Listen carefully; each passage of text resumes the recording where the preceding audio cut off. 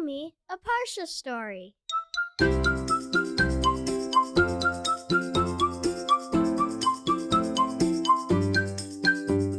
Welcome to Parsha House.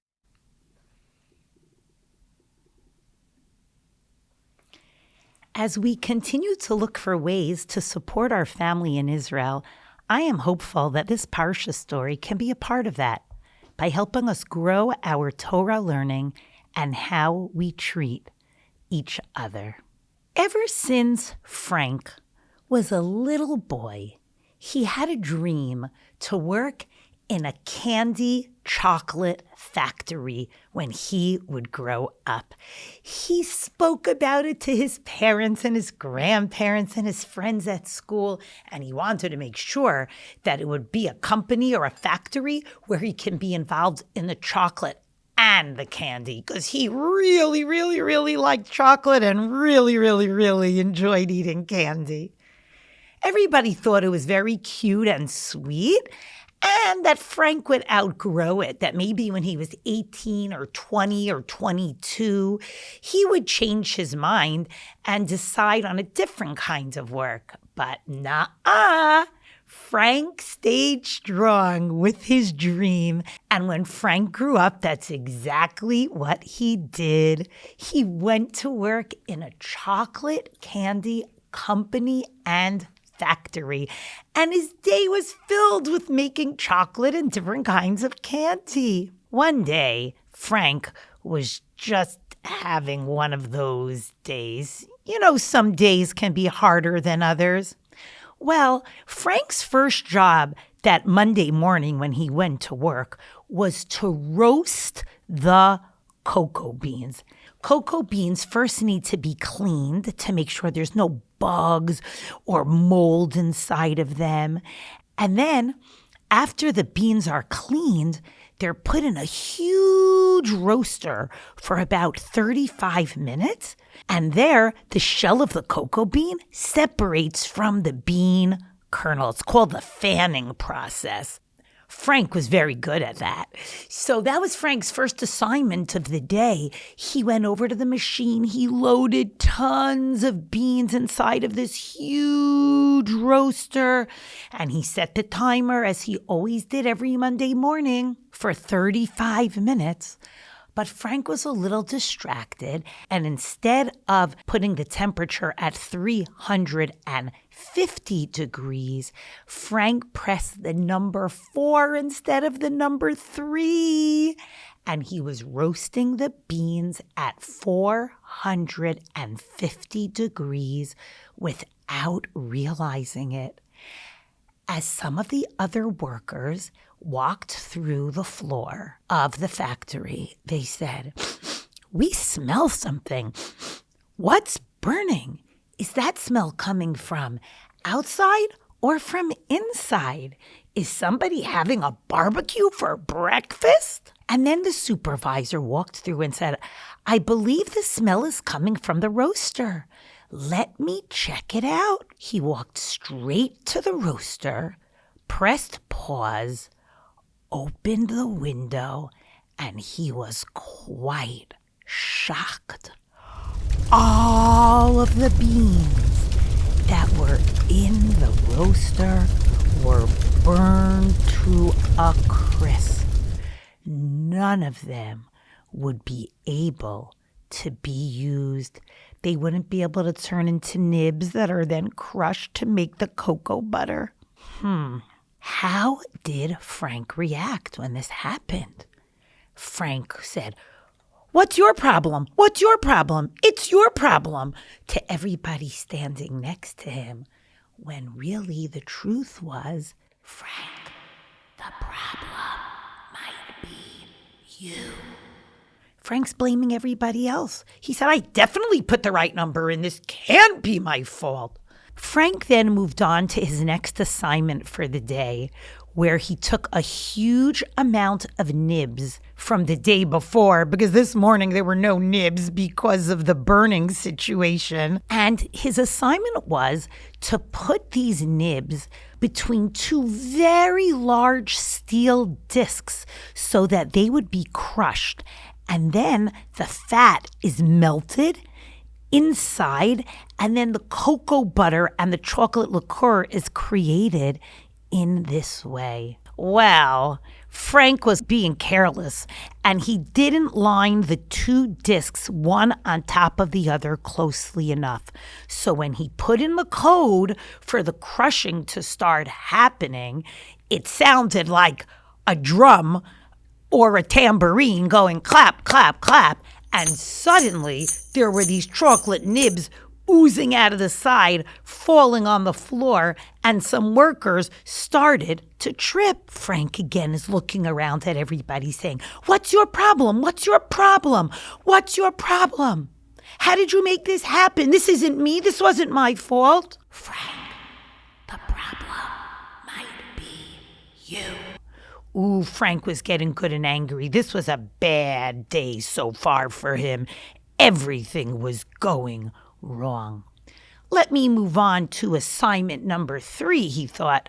Maybe everybody around me won't be getting on my nerves, and maybe mistakes won't happen now. His third assignment was after the chocolate is molded, sometimes they add caramel or peanut butter on the inside. On this morning, Frank's assignment was to make sure that the caramel got inside the chocolate. The conveyor belt was set up. He had to put the different codes in the computer so that the caramel would be inserted in the middle, passed down on the conveyor belt, and then put into boxes ready to be shipped out. Frank put in the code, and he's standing near the conveyor belt, waiting, watching for the chocolates to come out. The woman who was standing next to him online, as the chocolate started coming out, said, "Frank, are you sure you put the code in correctly? Check out those chocolates that are coming out on the conveyor belt." And he said, What? What's going on?" She said, "Look, Frank, the caramel is on the outside and the chocolate is in the inside." "Oh, no, I can't believe you made that happen," he said to the woman. "I keep doing everything right, and everybody around me keeps messing up. What's your problem?" "Frank, the problem might be you." The woman said, "Frank, let's walk over to the computer together and try to stop this run, because it looks like 1,000 of these chocolates came out already, and they're all going to need to be discarded." Oh no, another hard part of Frank's day. The next assignment that Frank had was actually his favorite place to be in the entire factory. Frank really liked how gummy worms tasted, and he set up all the codes and poured in all the ingredients to create gummy worms. As you can guess, Frank was stuck in a pretty bad place that day, and because he was so aggravated, he was careless when pressing the buttons. And the gentleman standing next to him online, next to the conveyor belt for the gummy worms, said, Frank, what's going on? I don't see worms coming out. I see snakes. I don't think the settings were done properly. Could you please go and adjust it?" "What's your problem? What's your problem?" Frank said, looking at the gentleman standing next to him. "How did you make this happen? What's your problem?" "Frank, the problem might be you."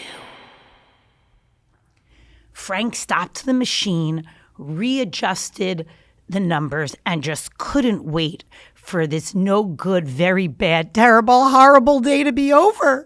As Frank walked to his car after his day of work, he was thinking, everybody got me in such trouble today. Everybody made so many problems for me today. What a bad day. I think I'm going to stop at 7-Eleven and get a Slurpee to try to cheer me up before I head home for dinner. Frank stopped at 7-Eleven, picked his favorite flavor Slurpee. It's the blue with the red on top. After he pays, he gets into his car and heads back onto the Garden State Parkway to get home.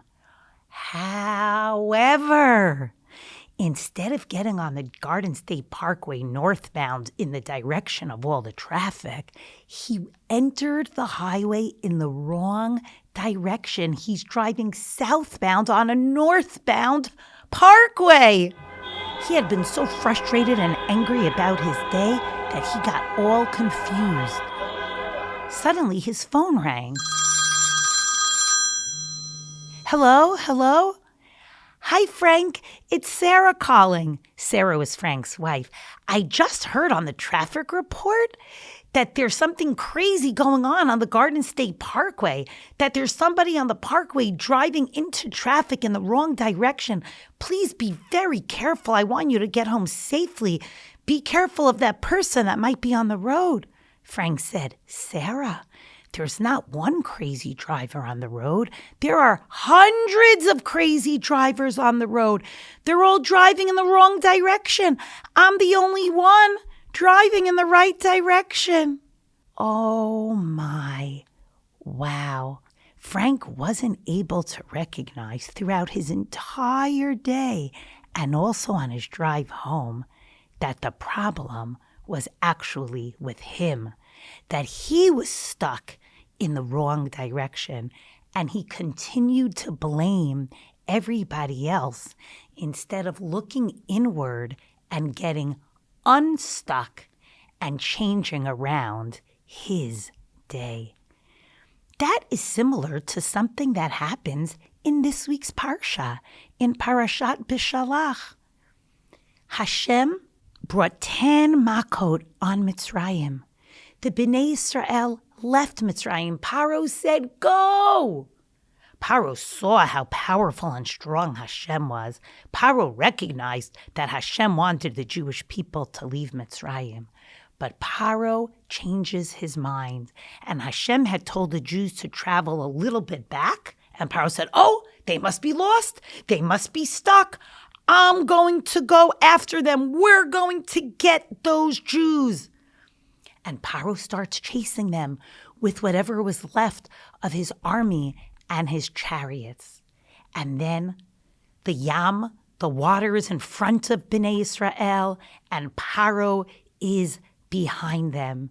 And Hashem tells Moshe to put his mateh, his stick, over the water. We learn that Nachshon ben Aminadav proudly walked in first, and the waters opened up, and all of Bnei Israel went through. And Paro was chasing after them, and Hashem tells Moshe to put his stick out again because the water was going to come back together.